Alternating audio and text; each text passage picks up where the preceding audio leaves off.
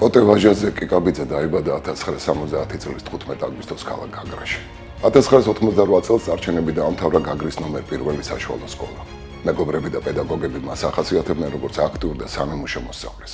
მონაწილეობდა სკოლის ყველა მნიშვნელოვან ღონისძიებაში. გამოირჩეოდა მეგობრებისადმი გულისხმიერი დამოკიდებულებით. გარდა ამისა, კოტე ცეკვავდა ქალაქ გაგრის ქორეოგრაფიულ ანსამბლში. სკოლის დამთავრების შემდეგ კოტემ მუშაობა დაიწყო საავადმყოფოში სანიტრად.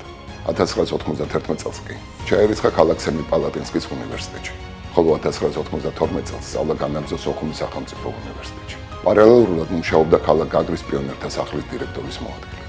1992 წლის აგვისტოში ანსამბლთან ერთად გასტროლებზე პოლონეთში უნდა გამგზავრებულიყო, თუმცა აფხაზეთში საომარი მოქმედებების დაწყებისთანავე მშობლიური ქალაქი სადარაჯოზე დადგა. კოტე კიკაბიძე 1992 წლის 18 აგვისტოდან ირიცხებოდა საქართველოს შეიარაღებული ძალების გაგრის ბატალიონში. 22 წლის უშიშარი და მამაცი მებრძოლი ბიჭებთან ერთად აქტიურად მონაწილეობდა ყველა საბრძოლო ოპერაციაში.